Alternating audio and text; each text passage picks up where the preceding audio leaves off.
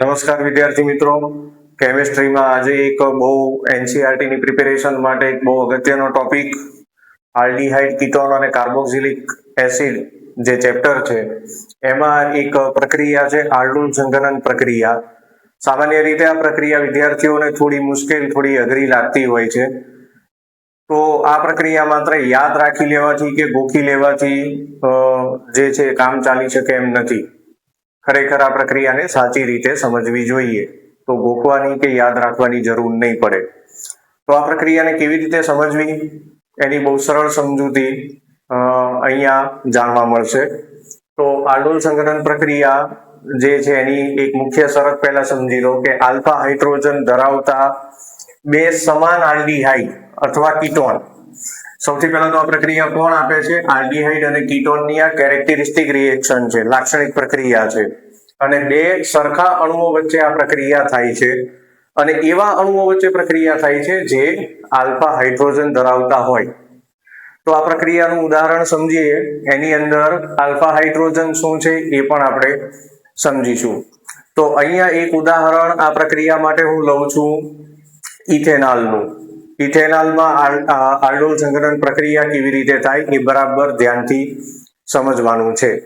તો ઇથેનોલનો જે અણુ છે CH3 double bond OH plus CH3 CHO. અહીંયા મેં બંને અણુ જે લીધા છે એ ઇથેનોલના લીધા છે. હવે સૌથી પહેલું અહીંયા આ પ્રક્રિયાની અંદર આલ્ફા હાઇડ્રોજન એ શું છે? તો યાદ રાખજો કે આલ્ડીહાઇડ સમૂહ અથવા કીટોન સમૂહ. તો આલ્ડીહાઇડ કે કીટોન સમૂહ જે કાર્બન સાથે જોડાયેલો છે એ કાર્બનને આલ્ફા કાર્બન કહેવાય. અહીંયા આ અણુમાં જોઈએ તો આલ્ડીહાઇડ જે સમૂહ છે CHO એ આ કાર્બન સાથે જોડાયેલો છે, તો આ કાર્બનને આપણે કહીએ આલ્ફા કાર્બન. અને આલ્ફા કાર્બન પરનો જે આ હાઇડ્રોજન છે એ હાઇડ્રોજનને આપણે કહીશું આલ્ફા હાઇડ્રોજન. આ હાઇડ્રોજન જે છે એ આલ્ફા હાઇડ્રોજન છે.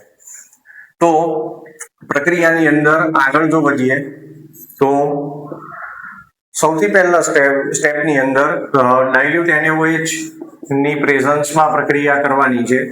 અને સૌથી પહેલું કામ એ કરવાનું છે કે આલ્ફા હાઇડ્રોજન જે છે, હવે સ્પષ્ટ હોવું જોઈએ કે આલ્ફા હાઇડ્રોજન એટલે આલ્ફા કાર્બન પરનો હાઇડ્રોજન. આલ્ફા કાર્બન એટલે આલ્ડીહાઇડ સમૂહ સાથે જોડાયેલો કાર્બન, અને એનો હાઇડ્રોજન એટલે આલ્ફા હાઇડ્રોજન. આલ્ફા હાઇડ્રોજનનું જે સ્થાનાંતરણ છે એ ઓક્સિજન ઉપર કરવાનું છે, બીજા અણુના, બીજા આલ્ડીહાઇડના ઓક્સિજન પર. જે આ બીજો આલ્ડીહાઇડનો અણુ છે એમાં જે આ કાર્બોનિલ સમૂહનો ઓક્સિજન છે એ ઓક્સિજનના અબંધકારક ઇલેક્ટ્રોન યુગ્મનો ઉપયોગ કરીને આ હાઇડ્રોજન એની સાથે જોડાય છે. બીજી વાત એ કે અહીંયા જે આલ્ફા કાર્બન છે એ આ બીજા આલ્ડીહાઇડના કાર્બોનિલ સમૂહના કાર્બન સાથે જોડાશે. અહીંયા ફરીથી બરાબર ધ્યાનથી સમજજો કે એક આલ્ડીહાઇડનો જે આલ્ફા હાઇડ્રોજન છે એ બીજા આલ્ડીહાઇડના કાર્બોનિલ સમૂહના ઓક્સિજન સાથે જોડાશે. અને જે આલ્ફા કાર્બન છે એ બીજા આલ્ડીહાઇડના કાર્બોનિલ કાર્બન સાથે જોડવાનો થાય. તો અહીંયા જે નિપજ થાય એ કંઈક આવી થાય, CH3. હવે આ જે કાર્બન છે એની સાથે જોડાયેલો આ ઓક્સિજન, એની સાથે અહીંથી આ જોડાયો આલ્ફા હાઇડ્રોજન. હવે આ કાર્બનની સાથે આપણે બીજા આલ્ડીહાઇડનો આલ્ફા કાર્બન જોડીએ તો આ CH, એની સાથે આ બીજો આલ્ફા હાઇડ્રોજન આલ્ફા કાર્બન જોડીએ એટલે CH2 અને CHO. તો આ જે આપણને નિપજ મળી, આ નિપજને આપણે આલ્ડોલ નિપજ કહીશું. આલ્ડોલ જે છે એ એનું જનરલ નામ છે. આલ્ડોલ નામ એટલા માટે છે કે અહીંયા બે ક્રિયાશીલ સમૂહ છે, એક આલ્કોહોલ અને બીજો આલ્ડીહાઇડ. આ નિપજમાં જે બે ક્રિયાશીલ સમૂહ છે, એક ક્રિયાશીલ સમૂહ છે આલ્ડીહાઇડ અને બીજો જે ક્રિયાશીલ સમૂહ છે એ છે આલ્કોહોલ. એ બંનેને ભેગા કરીને નિપજનું જનરલ નામ થાય છે આલ્ડોલ. જો IUPAC નામ મુજબ આનું નામ આપવા જઈએ 1 2 3 4 તો આનું IUPAC નામ થશે 3 હાઇડ્રોક્સી બ્યુટેનોલ. તો આ એક ઇન્ટરમીડિયેટ પ્રોડક્ટ થઈ, એક પ્રકારની મધ્યવર્તી નિપજ થઈ. હજી જો આગળ આ નિપજને ગરમ કરવામાં આવે તો